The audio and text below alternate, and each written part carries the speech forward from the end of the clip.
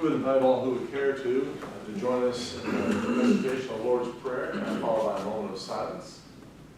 Our Father, who art in heaven, hallowed be thy name. Thy kingdom come, thy will be done, on earth as it is in heaven. Give us this day our daily bread, and forgive us our trespasses, as we forgive our debtors who trespass against us. And lead us not into temptation, but deliver us from evil. For thine is the kingdom, and the power, and the glory forever. Amen.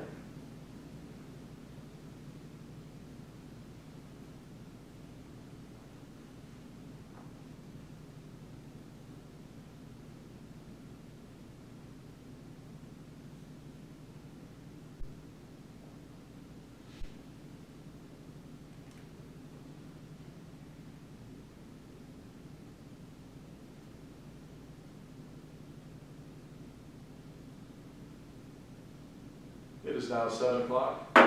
Shelby City Council meeting is called to order. Please join us in the Pledge of Allegiance. I pledge allegiance to the flag of the United States of America and to the republic for which it stands, one nation, under God, indivisible, with liberty and justice for all.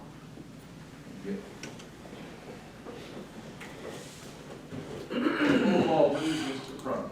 Mr. Robb. Here. Mr. Roberts. Here. Mr. Gates. Here. Mr. Martin. Here. Mr. McLaughlin. Here.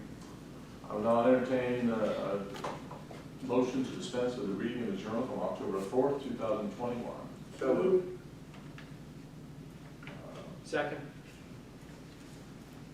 We have a motion by Mr. Robb and a second by Mr. Gates to dispense with the reading of the journal from October 4th, 2021. Discussion. Roll call, please. Mr. McLaughlin. Yay. Mr. Robb. Yay. Mr. Roberts. Yay. Mr. Gates. Yay. Mr. Martin. Yay. That motion passes. Now comes time for public comment. If anyone has any public comment to make to council, please come forward, state your name and address and at the podium and make your comment. I don't believe we received any at City Hall to be shared. So having no public comment, we'll move forward to reports from standing and special committees. And we'll kick things off with the Finance and Personnel Committee. Councilman Gates. Mayor, thank you very much. The committee met last Thursday afternoon. The first thing we looked at was resolution number 66-2021, which had been referred to the to our committee. Mr. Martin and I agreed to return that to council this evening. I'll discuss that in greater detail when that legislation comes up. Another thing we looked at was the insurance, healthcare insurance for city employees for next year. That will increase 4.61% with no plan changes for next year. We were happy with that low rate. I did a little bit of research today. The inflation rate for medical is up, estimated 6.5% this year. It was 7%, 6.5 for 2022 and 7% for this year. So assuming those numbers are accurate, we have come in well below those figures, both for this year and for next year. So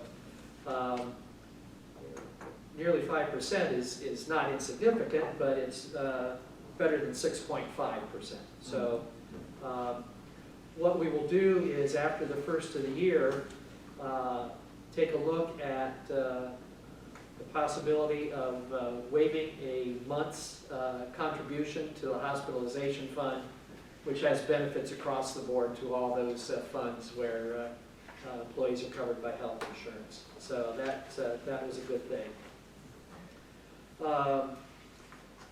Let's take a look at the financial statement. We'll turn to the back page, the income tax, and we were I think astounded by looking at the figure. If we look down the bottom part, the bottom half, we can see that in September, $680,000 in city income tax was collected. But there's a problem here. Well, not so much a problem, but there's an explanation for it. According to the finance director, the city received one corporate payment of $425,000. So now if we back out the $425,000, that would leave $255,000 collected in September. And as you look across to see what was collected in September in 17 through 20, that number is certainly much more, within the ballpark than the $680,000. At this point, we think it very likely there will be a refund for that. The problem will be this, is those monies have already been distributed to the various recipients of city income tax dollars. And normally, the refunds are made from within the city income tax fund.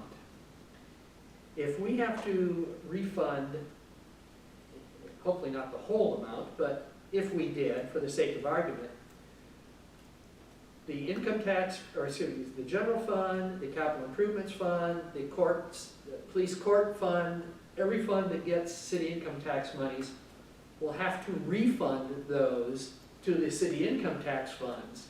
So then that refund can be made to this taxpayer. So there's no reason to do a happy dance because of that amount. We know why it was.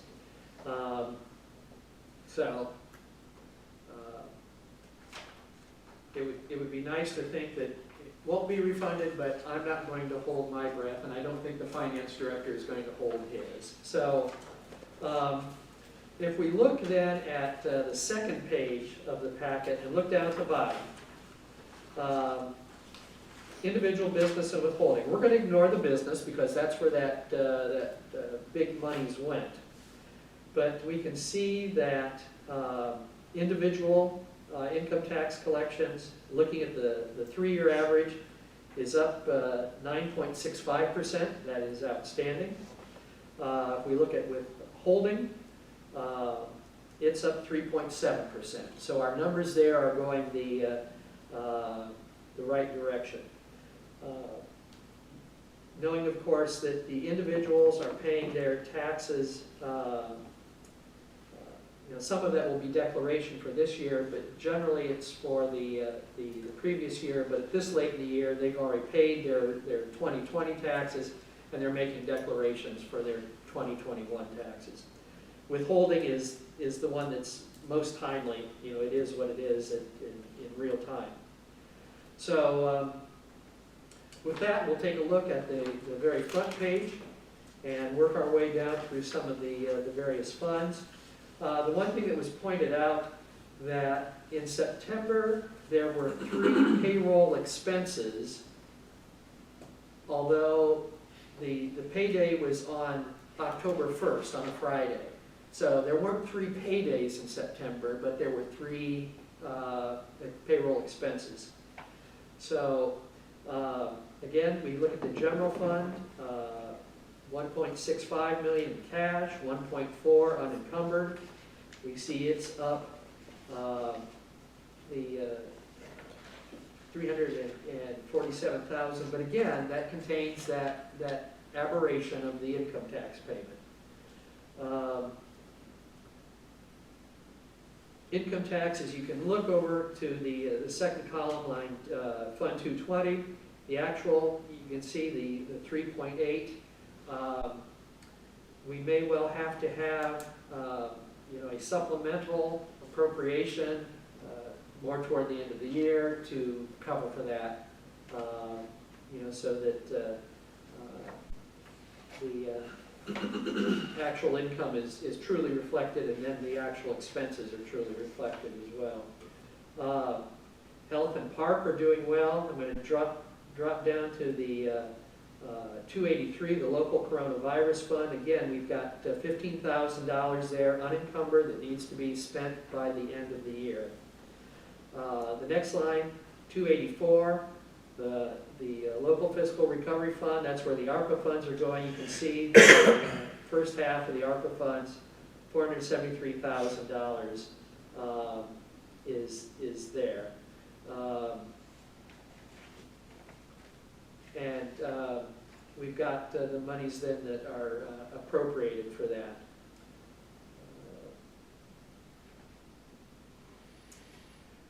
Line 400, the sewer fund, $188,000 in cash, $135,000 free and clear. Water, $398,000 in cash, $225,000 free and clear, again, very good. Going down to line 600, the electric fund, electric and telecommunications, 5.2 in cash. We can see $1.9 million in encumbrances. What we have there is 2 months worth of purchase power instead of just one. The finance director, is mea culpa that he jumped the gun and issued the requisition and the PO for that when he might have waited a couple days and it wouldn't have shown in this statement. We can pay these bills now or we can pay them later. They get paid eventually. But $3.3 million free and clear in the electric fund. Going down to hospitalization, 715, again, we can see $670,000 in the hospitalization fund, and we're hoping to, after the first of the year, to waive a month's payment there. They won't waive a partial month. I don't know that we should be so lucky as to waive 2 months worth of payments, but come January, before we do the annual appropriations ordinance, I'm sure that's something we'll discuss in finance and see if we want to venture waiving 2 months worth. 1 month, I think, we're pretty clear that we can do that. So that takes care of the front page. We'll go back to the second page again. Right in the middle, we can see the expenditure for wages. It is up basically 7%. The finance director said that overall, the wages are up 5%, but there have been a lot of retirements and vacations that weren't used in 2020 that are being used in 2021, which of course then incurs overtime. Third page is the comparison. If we look at 2021 for the utilities, with the wastewater, we have expenditures exceeding revenues by $25,000. In water treatment, revenues exceed expenditures by $111,000. In electricity, and this is intended, that revenues lag expenditures by $615,000. And again, there we see that 5% figure for all funds in the middle of wages, up 5%. Then down at the bottom, the transfers to the various funds. And again, these are all distorted by that one payment. So, they are what they are, but there's, a reason for that, the 21 revenue exceeding the 2020 revenue. We go to the next page, the cash investment and reconciliation statement. Nothing spectacular here. I think the Deputy Finance Director said we have some CDs that are coming due soon. Those will very likely be rolled over and at less than spectacular rates. So, but the bottom line is in the city treasury, the end of September, we had $16,130,867.96. Next page, the little statement about the Sugar Roush Fund. Mayor, before I get to that, well, personnel, there was another thing that we had talked about. I don't know, I suppose Mr. Martin and I can flip a coin about who's going to cover it more. The electric cash reserve policy, we have a draft statement. I have it in mind. Okay, good, we'll let him do that. So we'll keep you on pins and needles until he gets to his report. The next thing is personnel matters. We have 2 swearings in. That would be tomorrow, as a matter of fact. Here in I assume it'll be here in council chambers. We will be swearing in a police patrolman tomorrow at 2 p.m. His name is Benjamin Chambers. How appropriate that we'll be in council chambers for that. So, and then at 4 p.m. we'll be swearing in Zach Wilson as a firefighter, and that will be at the fire station. Mayor, you reported that this week your administration is interviewing a police patrolman. Negotiations have begun with the operating engineers, 18S, both sections, and on the 20th, which is that Thursday or Friday? No, excuse me, it'll be Wednesday. Negotiations will begin with the FOP. So, Mayor, I believe that concludes my report from Finance and Personnel. I'd be happy to answer any questions or defer them to the Finance Director, as the case may be. Are there any comments or questions for Mr. Gates in regard to his report? There you go. Thank you, Councilman Gates. Mayor, I move that the combined financial statement and the cash investment reconciliation statement, both dated the 30th of September 2021, be received, placed on file, and posted to the city's website. Second. We have a motion by Mr. Gates and a second by Mr. Martin that the combined financial statements and the cash investment reconciliation statement dated September 30th, 2021 be received, placed on file, and then posted to the city website. Discussion? Roll call, please. Mr. McLaughlin. Yay. Mr. Robb. Yay. Mr. Roberts. Yay. Mr. Gates. Yay. Mr. Martin. Yay. The motion passes. Mayor, one more thing I should add is we are still waiting for the preliminary audit from the state auditor. I hope that we would have it soon. Actually, we just got some communication late Friday afternoon with a draft of management letter and such. So I expect them, they dated the audit for October 6th. I expect them to probably have a final copy for us within a week. So. And Mayor, of course, that hits the email of members of council, so that will come directly to us via email. And of course, it's the duty of the state auditor to release that publicly. And once we receive it, it will be an internal document. Once it is released by the state auditor, as we all know, we will discuss it here at the floor of City Council. Perfect. All right. Thank you for that reminder. All right. Thank you, Councilman Gates. You're welcome. Move on to Utilities and Streets Committee. Councilman Martin. Thank you, Mayor. Utilities and Streets Committee met on October 14th and discussed a few things. So it shouldn't be that lengthy, but expectations being what they are. The first thing we did is we looked at the sewer ordinance. The issue is that obviously when someone has a new build and they're within 200 feet of the public sanitary sewer, they have to make connections to that. But there is no such requirement for water. The reason that this is being discussed and was brought to us is that there are 2 properties within the city corporation that they have the water main is within 200 feet of their homes, but they have not been connected to the city water. The issue with this is that our sewer billing is based off of water consumption.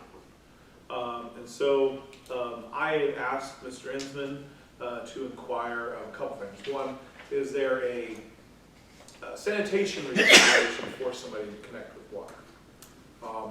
And if not, then can we just require that someone have a meter to read the water going into their home, and then we can bill the sewer and not the water?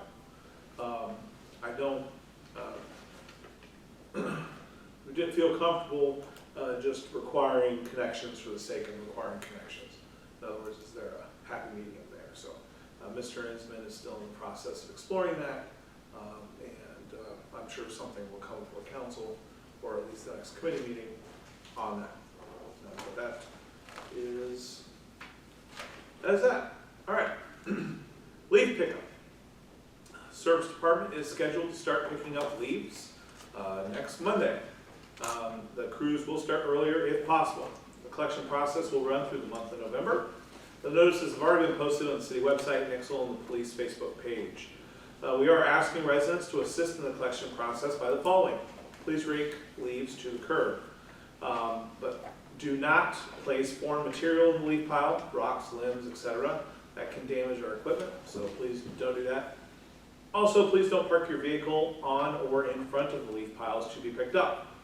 That would be kind of defeat the point.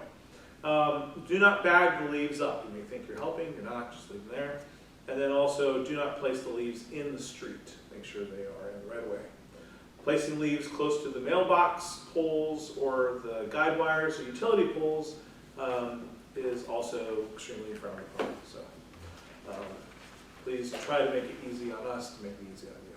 Right? Loose leaves can also be dropped off behind the community garden site on North Campbell Street. Sign marks that designated drop.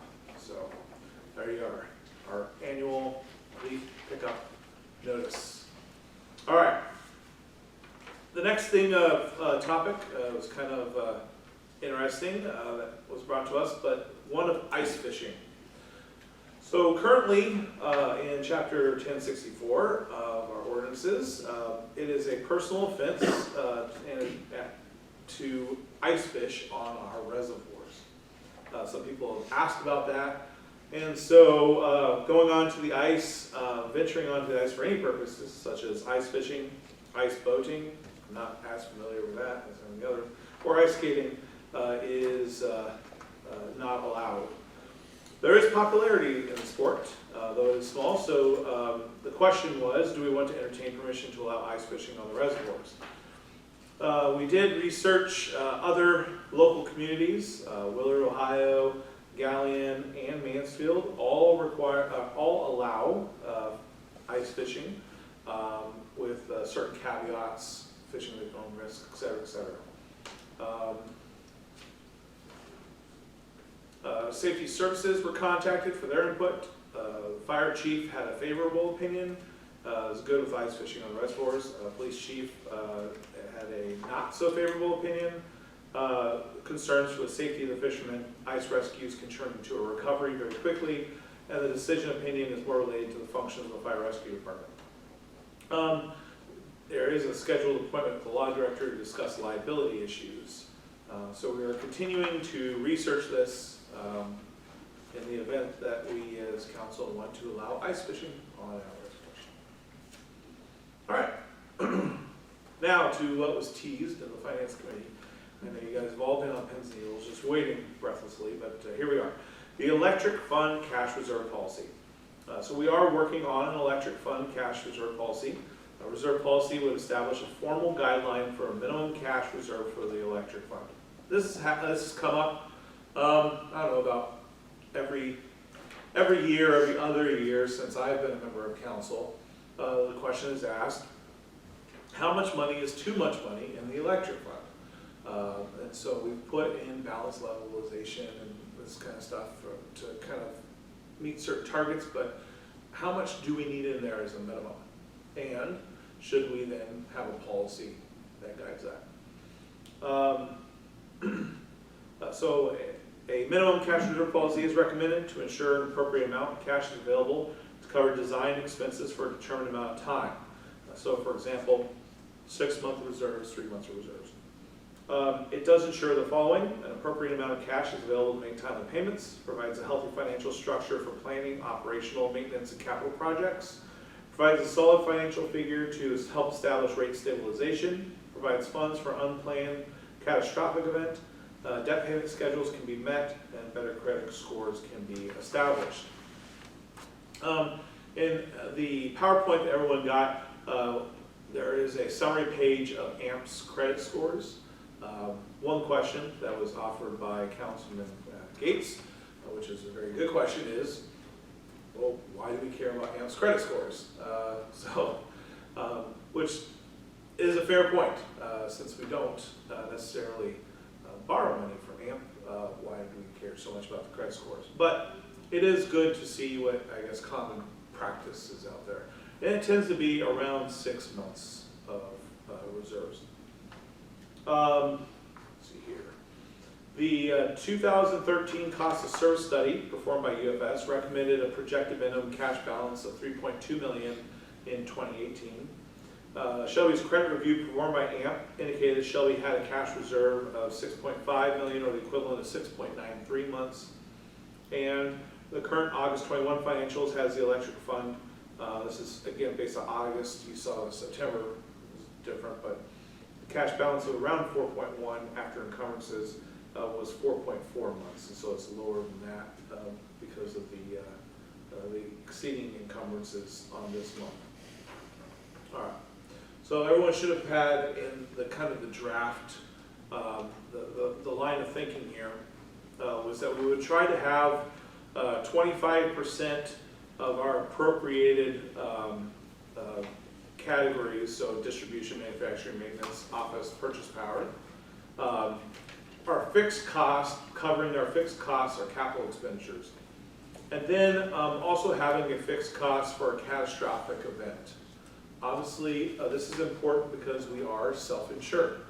We don't have insurance on our electric system. So if there was a catastrophic event, say a tornado, then we are responsible for that. This past tornado cost us around $330,000. Now, thinking about where that tornado hit, how much of our infrastructure it actually didn't hit, and it still cost us $330,000. Just think if it hit the substation, you're easily looking in the 1.5 range, if not higher. And so we wanted to see that because we're self-insured. Now, one question I had asked is, okay, we know that we self-insure because insurance has been deemed too expensive. Because just the nature of how much equipment and stuff we have. But one thing I did ask Mr. Ainsman to do and to research is, all right, insurance is a way of mitigating risk, we understand that, but it usually has a cap or a deductible. So I said, why don't we find out what the insurance would cost us if we said, okay, our deductible is $1 million. Or 1.5 million, right? Whatever that catastrophic cap we set as a deductible, just in case we have a catastrophic event that's higher than that. Understanding that would be few and far between, right? The way the insurance works. See what that is. Now, does that cost us $10,000 a year? Well, I would say $10,000 a year, so that we are covered in the event of a catastrophic event above, 1.5. That probably makes sense financially. If it's going to cost us $250,000 a year, though, okay, maybe not. But every time we've asked, the response from the insurance company is it's just too expensive. Well, I would like to know what that number actually is. And so we are working at putting together for the insurance company what exactly the total cost would be for the entire system, and then kind of figuring that out.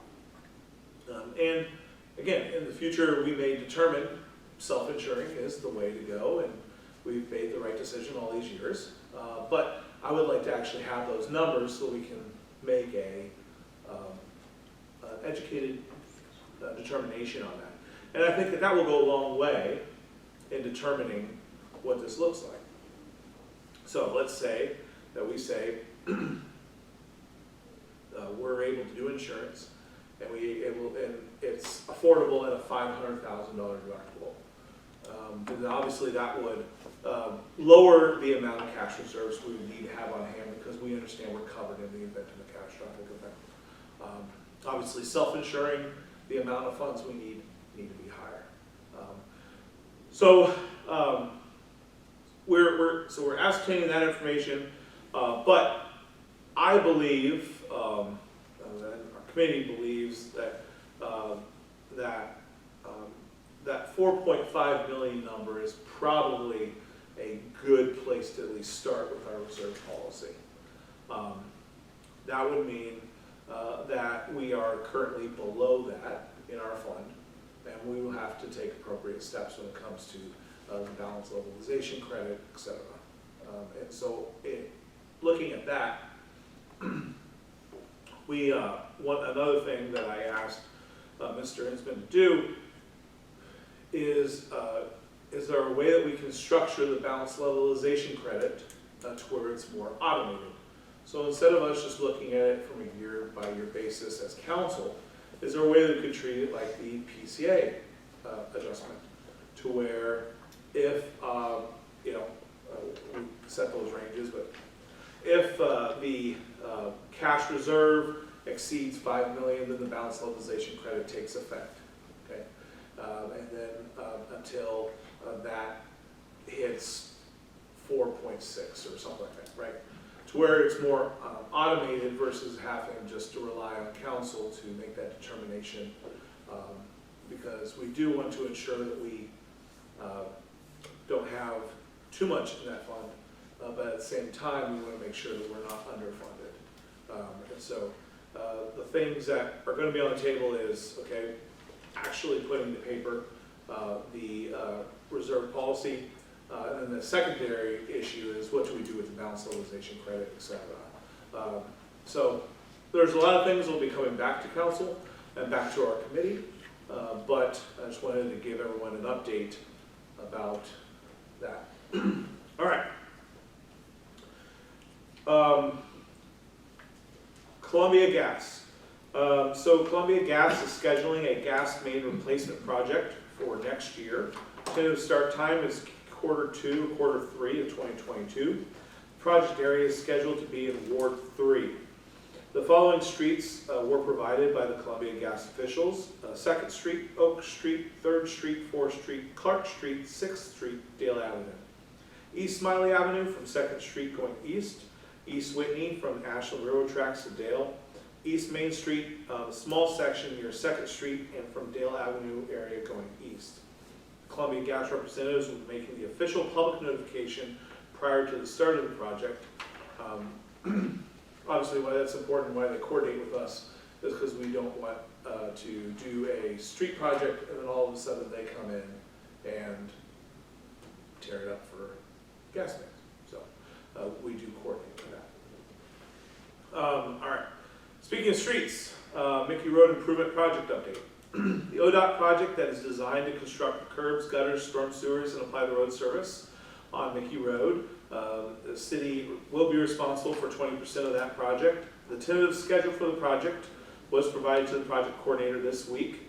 The engineering phase will be in fiscal year 2024, and the construction phase will be fiscal year 2026. So in prior conversations, we were hoping for an earlier construction start date of July of 2023, but it looks like that start date will be July of 2025 now. And of course, this being an ODOT project, there's not much we can do in determining that timeline. It's disappointing that it's pushed out that far, but an 80-20 split, well, they don't care what we think, I guess. Bottom line there. All right. As just an administrative note, our next committee is scheduled for November 11th. That obviously is Veterans Day, so we'll be adjusting that. So stay tuned for that information as it comes available. All right, Mayor, that is my report. Thank you, Councilman Martin. Are there any comments or questions for Mr. Martin in regard to his report? I just had, and this is something that we can think about, the electric fund cash reserve policy. I'm not so sure which committee that fits best, and I know we're not swapping over anything, but I wonder if there may come a time for this to be handed off to the finance. We'll discuss that internally and discuss it with both chairs to see where that may land, okay? Very good. All right, we have one more. Yeah. Safety Committee, thank you, Mr. Martin. Safety Committee, Councilman Roberts. Thank you, sir. Safety Committee met on October 6th at City Hall. In fire news, Chief Thompson reported that one new firefighter was to be hired after the training was finished. Fire safety was going to take place at the schools that week. All the schools in our fire district were going to have some sort of fire training. Shelby Fire was on track to break a record in the number of calls this year. We broke record last year, and we are on track to break another record this year. So, I don't know if that's a good or bad thing, but that's all emergency stuff, so it can't be very big. Health Department news, there were 5 nuisances on the books, with 2 being sent to the law director. Also, the Health Department was awarded a grant for $180,000 through the county.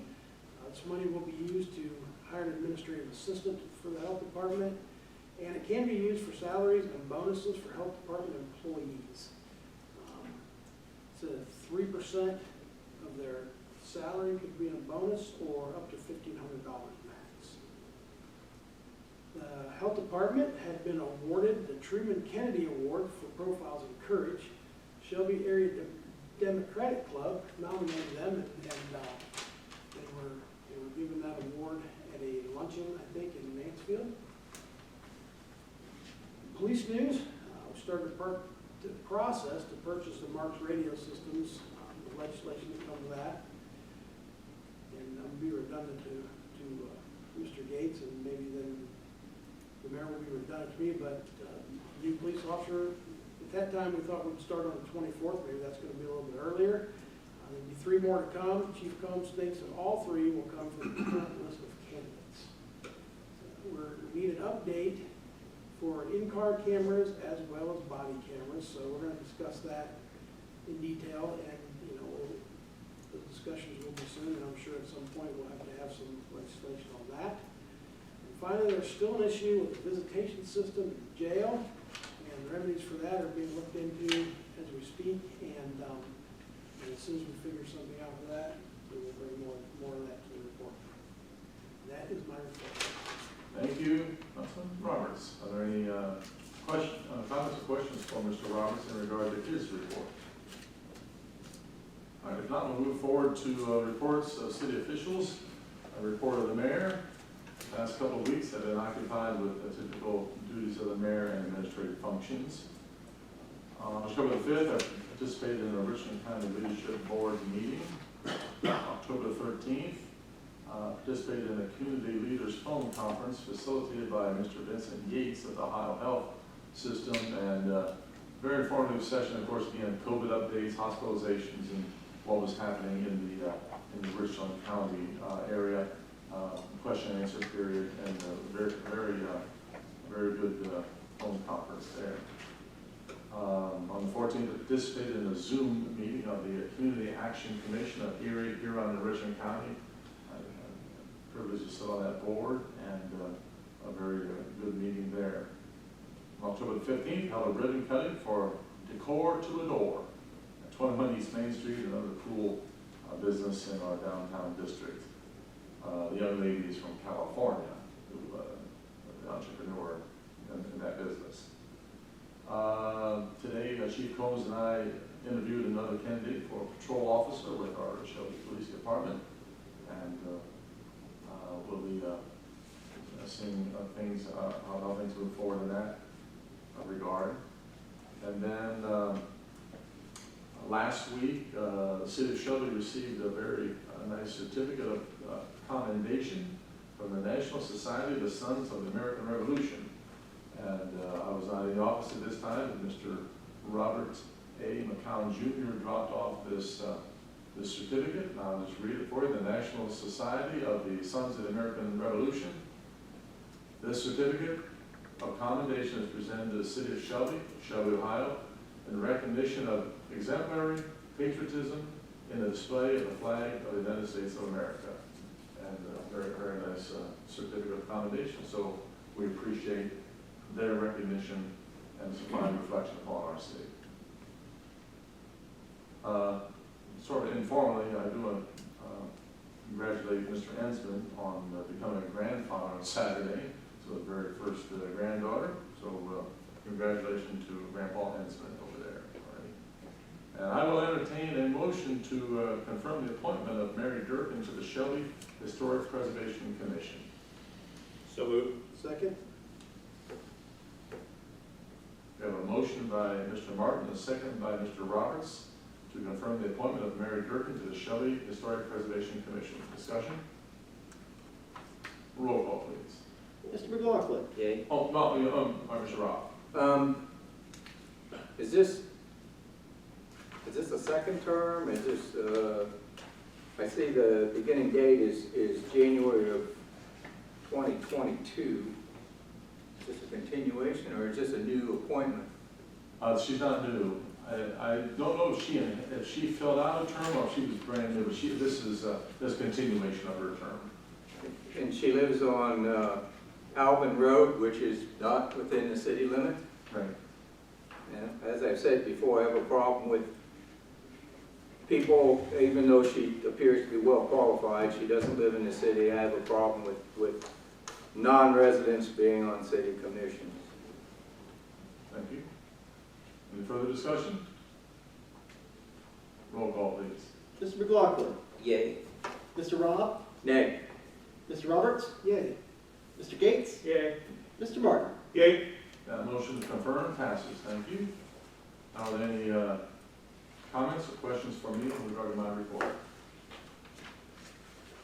Hearing none, we will move forward then to Mr. Crum, our Director of Finance. Thank you, sir. And by the way, first of all, I apologize. I was out of the office a lot last week. I had 3 sick kids at home, and so balancing children and work was a bit trying.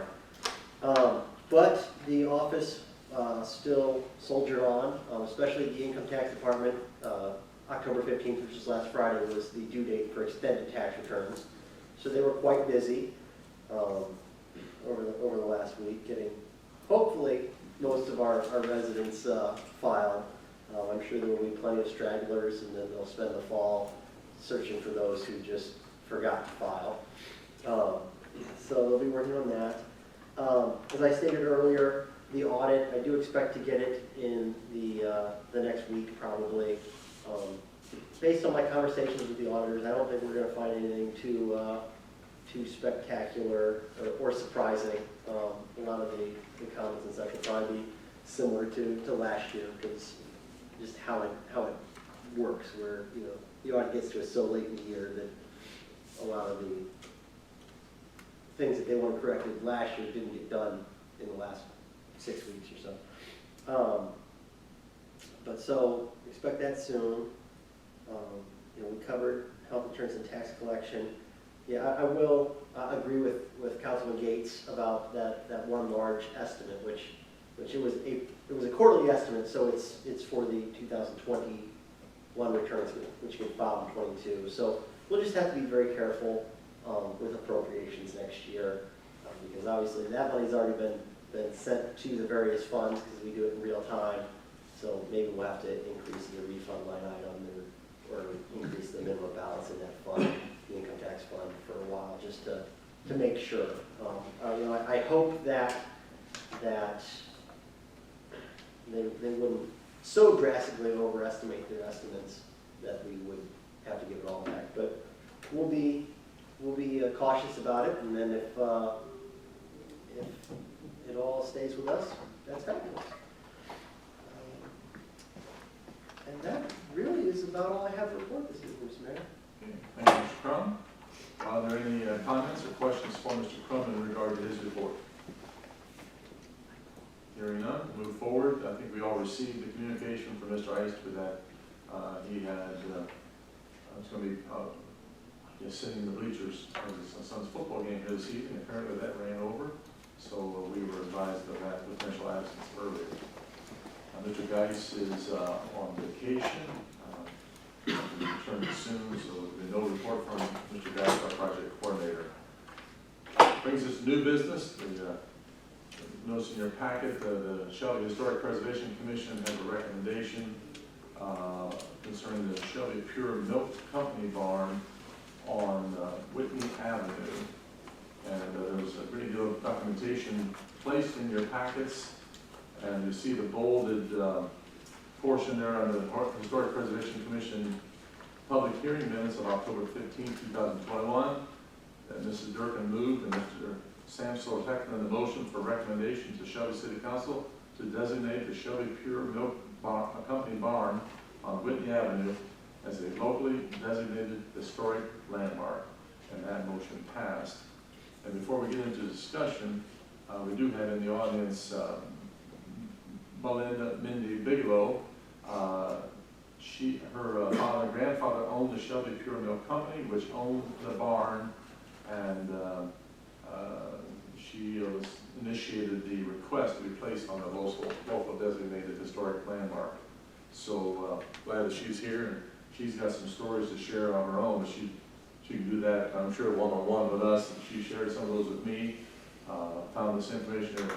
Probably Mr. Gates, you're familiar with a lot of this, but it was very educational to me about the old barn there in the Shelby Pure Milk Company. So this is brought before council, and then council then will have the opportunity to recommend or not recommend this particular property to be placed on the locally designated historic landmark documentation.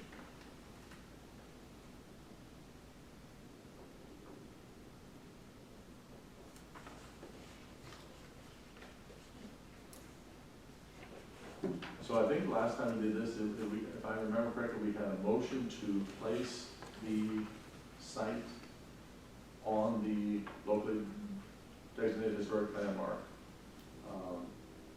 What is that? List? Okay.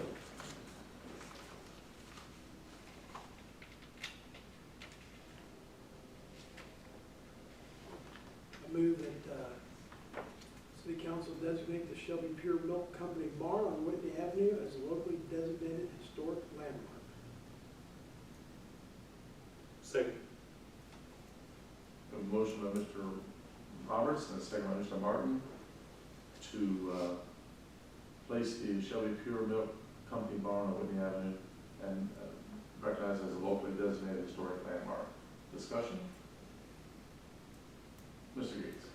Mayor, I had received, and it's an email, the information that was included in our packet, and I certainly am almost overwhelmed by the detail that was included in this information from the Historic Preservation Commission. But on the other hand, I've been disappointed with the maintenance of that building over the years.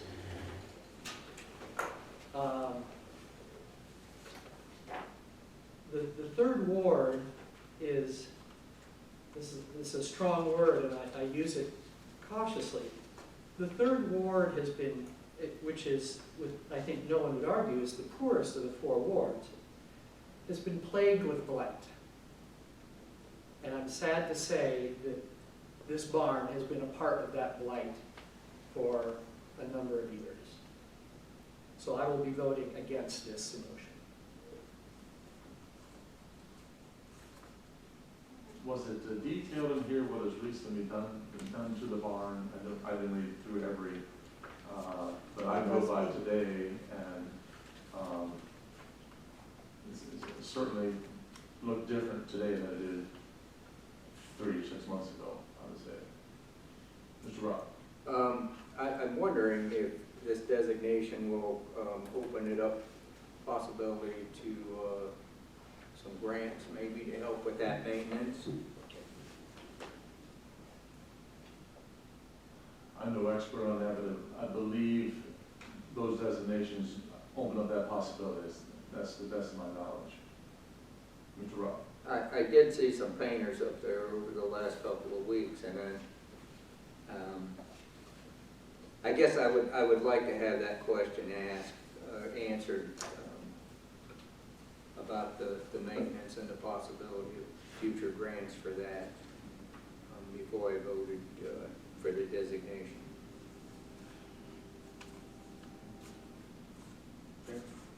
Mr. Martin? I appreciate the detail, I appreciate the fact that when the Historic Preservation Commission sends something to us like this, you know, they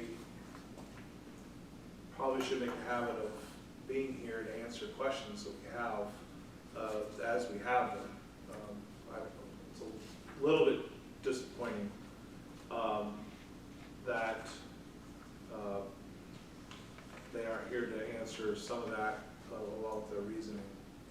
You know, I appreciate what they've given us, but I can't garner intent, and you know, and with Councilman Rob, my understanding is the one reason why we do this is so that it opens it up for grants and the ability to make things and take care of problems as they exist. But it would be nice to ascertain what's the likelihood of that, what are we doing to proactively go after that? And those are questions that can't be answered by us here. So, Well, as you say, in answer to your question, the chairperson, I'm sure would have been here this evening, but there were health issues which prevented her from coming tonight. Mr. Rob? I move that we postpone action on this motion until the next scheduled council meeting. second. We have a motion by Mr. Rob and a second by Mr. Martin to postpone action on this motion until the next regular scheduled meeting. Discussion? Mr. Martin? Yeah, I would simply just indicate to the Historic Preservation Commission, if something like that happens, you know, they can postpone it themselves and say, okay, we're going to put it before council when we're able to attend. So. And there's a little bit of a time crunch on this. If I'm remembering the reading of the ordinance, the way their meetings are scheduled in the month, then it says if they pass this motion for recommendation, that's to be presented at the next council meeting. So they pass this on Friday, and really had to scurry to get everything in our packets and everything for this meeting today. So that's problematic, and we talked about maybe doing something differently to make that process smoother. It was a real rush. Yeah, Mr. McGough. Mr. Mayor, was Mrs. Bigland prepared to speak tonight? I can answer any questions you may have. The reason it took so long to get the barn painted was one, because of COVID hit. Then the next year it was everybody was booked up, and the best price I was getting was $9,000 to paint that barn. And that's ridiculous. I don't have $9,000, I'm sorry. But we finally did find someone who gave us a reasonable price. He painted, I bought the paint, I bought the primer, and he did the job. Our yard is kept mowed. The trees are kept trimmed and cut away. We've had to have trees removed because they were broken or whatever. But we try to keep the property looking good. That barn was there before any of those houses were. It's over 200 years old. Thank you. We have a motion on the floor to postpone. Continue discussion on the motion to postpone. Roll call then, please, on the motion to postpone. Mr. McLaughlin? Nay. Mr. Rob? Yeah. Mr. Roberts? Nay. Mr. Gates? Yay. Mr. Martin? Yay. The motion to postpone passes. We'll try to have more answers for you next meeting. All right, continue with new business. Is there any other new business to be brought before council this evening? Hearing none, we move forward to unfinished business. Nothing new on the future use of the Main Street Fire Station. McBride Park Baseball Field. Mr. Rob. I have not heard anything back from the park board. Okay. I'll make some inquiries and maybe we'll have something next week. so we'll keep that on the agenda. Yeah. Okay, very good. Any other unfinished business to be brought before council this evening? If not, let's move forward to legislation.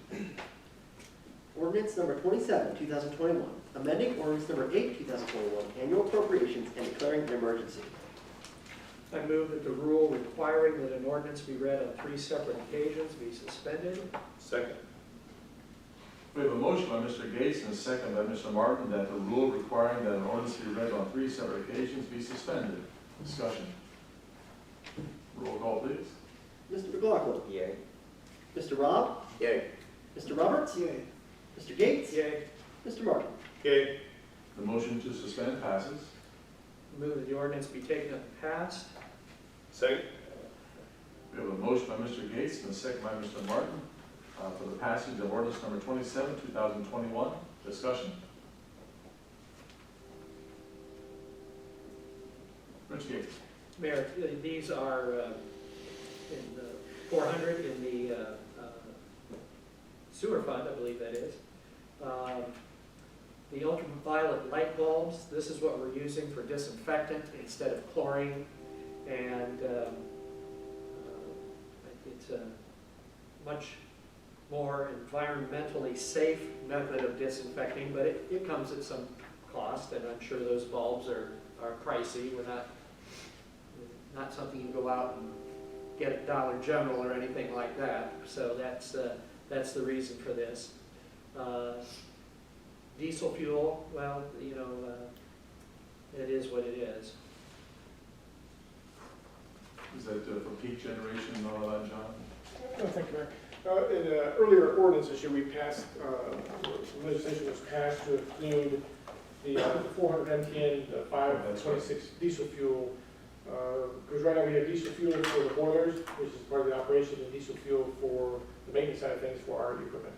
So to separate the manufacturing from the maintenance, we needed to create a line item to separate those two, so we know which one to put into the sewer PCA.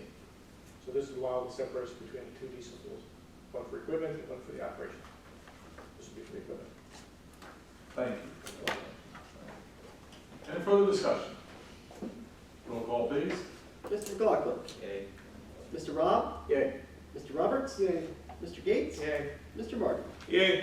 Ordinance number 27, 2021 passes.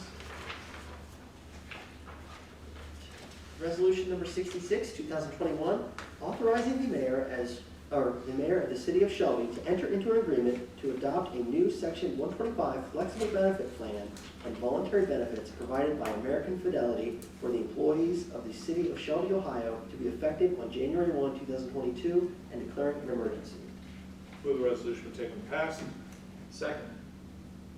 We have a motion by Mr. Martin, a second by Mr. Gates for the passage of resolution number 66, 2021. Discussion. Mr. Gates. Mayor, as I had mentioned in my committee report, we had discussed this resolution. We had joining us via Zoom, Mr. Brent Rempe with American Fidelity. He quite easily and quickly answered my questions and concern. You may recall that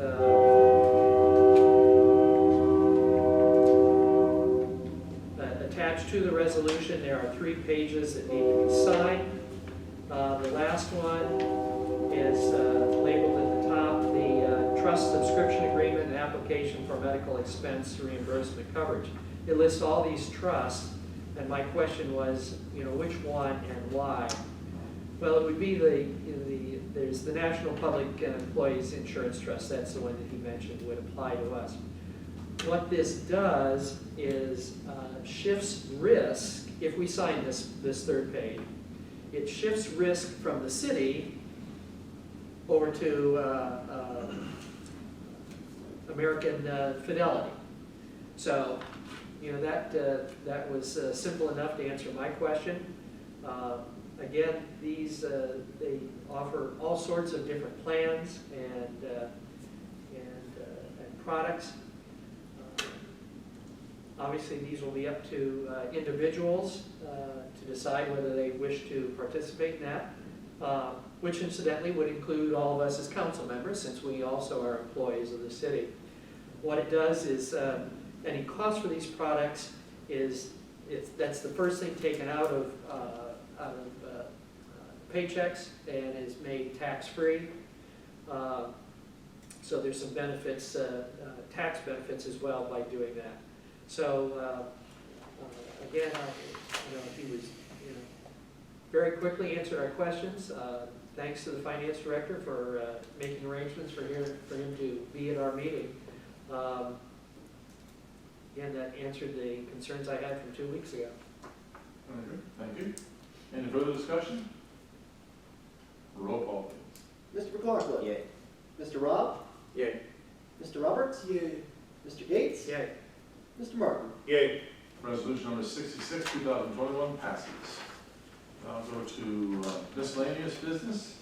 Miscellaneous business, Mr. Gates. Mayor, one item, miscellaneous business, and thank you. I had noticed a few weeks ago this proliferation of "We Buy Houses" signs packed up and nailed up to city utility poles. I sent an email to Mr. Ensman and to Mr. Hurst with my concern, and I think before the sun set that day, there were dozens of those signs removed from utility poles. We do have an ordinance in town where people are not to post, yard signs, yard sales, whatever, anything on utility poles. The nails, the staples contribute to the degradation of the wood, and those poles are pricey. The other thing is, in the unlikely but the possible event that a line worker would need to climb the poles, you hit a nail, and it can cause some dangerous situations. So I know that Mr. Ensman wanted some of those signs saved so he could call the companies and I'm sure gently but firmly explain to them that they aren't supposed to post their signs. I did happen to notice there is one by Wendy's, so that might be one that someone can go out and take care of. But again, they were very prompt in getting those signs down. And quite honestly, those signs too become a blight across the entire city.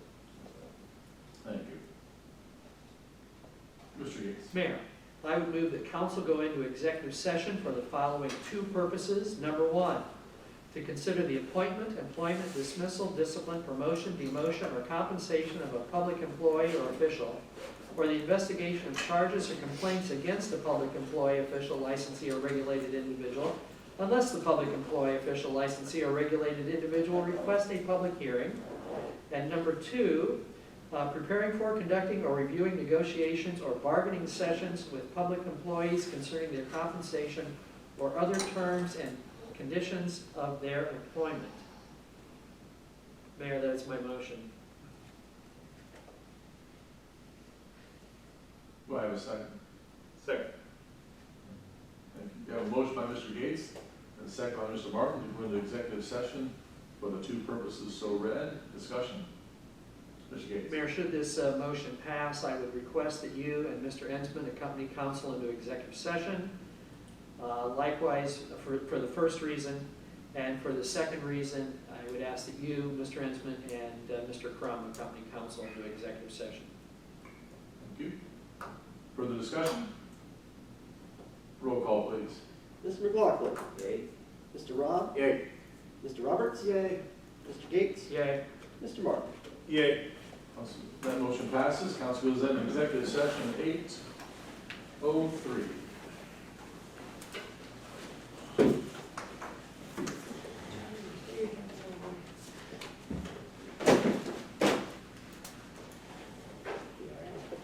Good times roll.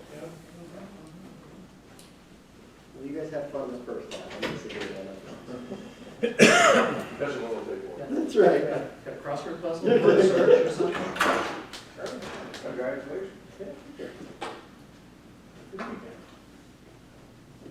See you in a minute. Yeah.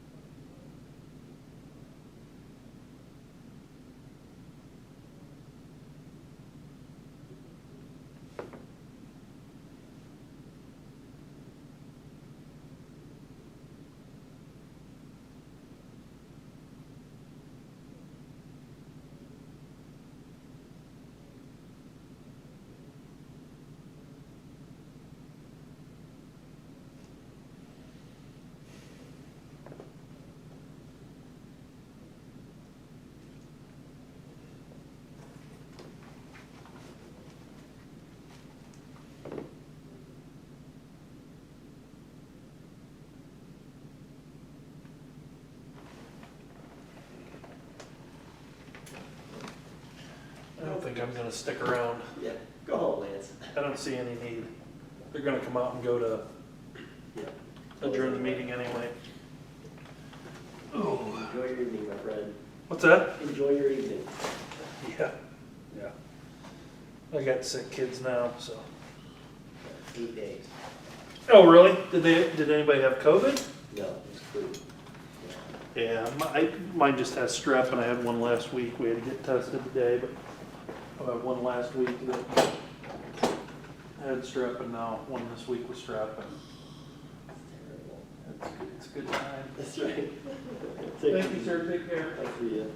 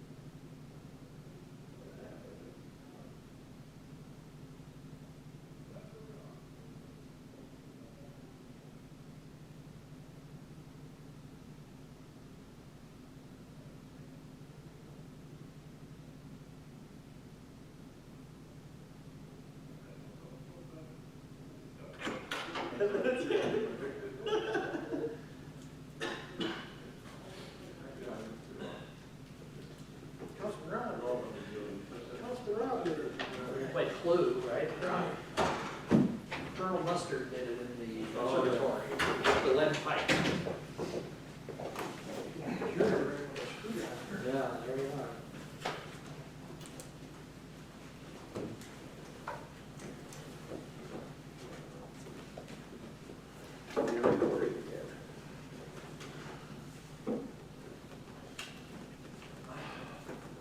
All right, council comes out of executive session at 8:22.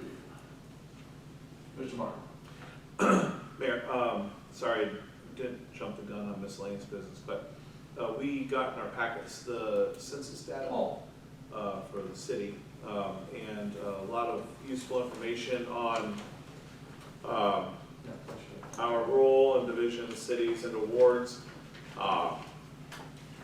And so reading through this, I am admittedly confused on whether we need to act or whether we do not need to act, based off of the percentages and stuff like that, so. I was talking to Mr. Mr. Geis brought it to my attention, and I was on council last time we did do adjustments to the boundaries, but trying to find what that little phrase, as much as practical to, I can't remember that exact verbiage there off the top of my head.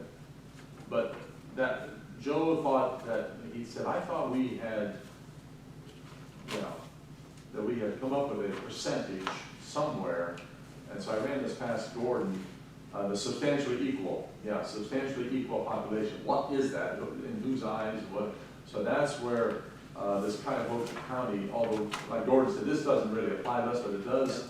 The homework that they've done seems to state that less or greater than 5% deviation seems to be the ideal sort of.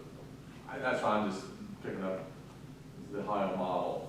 So it seems like we were in that range as the populations came out this time with a plus or minus 5% in the population. So just for your consideration, for those of the numbers that were given to us by Regional Planning Commission. And if I saw from reading this correctly, then we have 90 days to act or not act from the first day of October. I believe that was what I read too.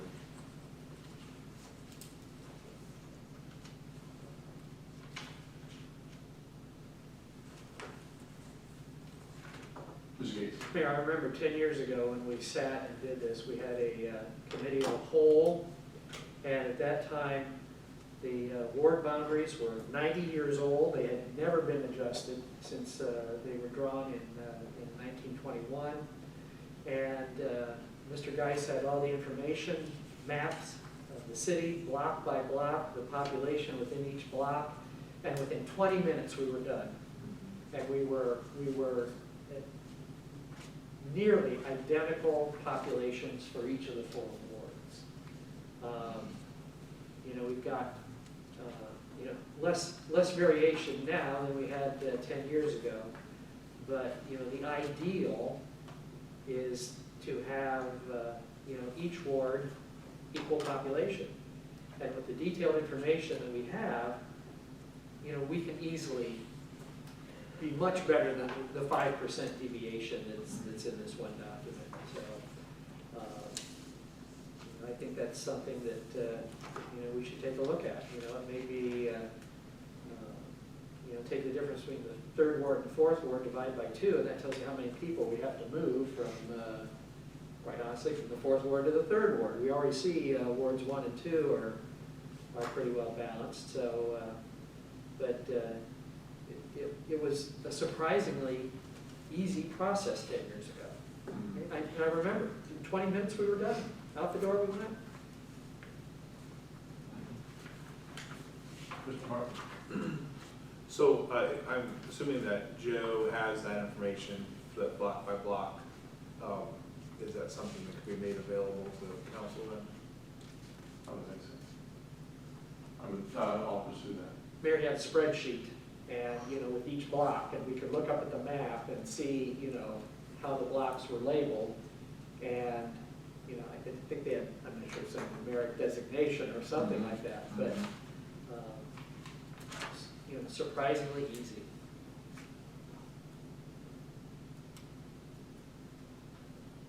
Let me get with Mr. Geis when he gets back here and see that next step he kind of leading us through from the administration standpoint. See if we can get that before you all. Okay. In case anyone needs to know, it's, each ward, to be balanced, would have 2,320 and 1/2 people. On that half, the hard to I'm not volunteering for that. So you can see Ward 2, Ward 2 is already, you know, Ward 2 is perfect. Of course it's perfect. And Ward 1 is almost perfect. That's over there. Okay.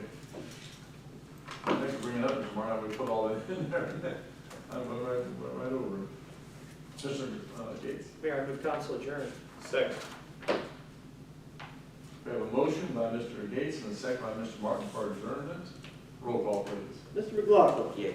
Mr. Rob. Yay. Mr. Roberts. Yay. Mr. Gates. Yay. Mr. Martin. Yay. Motion passes. Council adjourns at 8:28.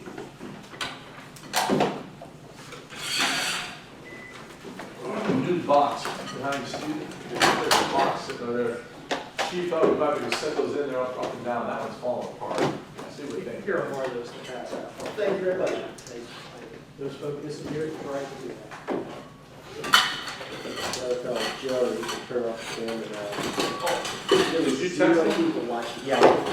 Zero? Zero people watched me sit here by myself. You believe that? That's one of the people who don't know. They all leave. They all leave when you're sitting by yourself? Good.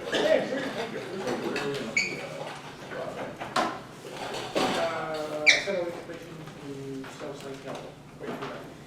We have all the- Yeah, you got two.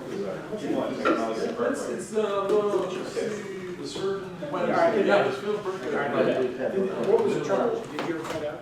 Actually, Tom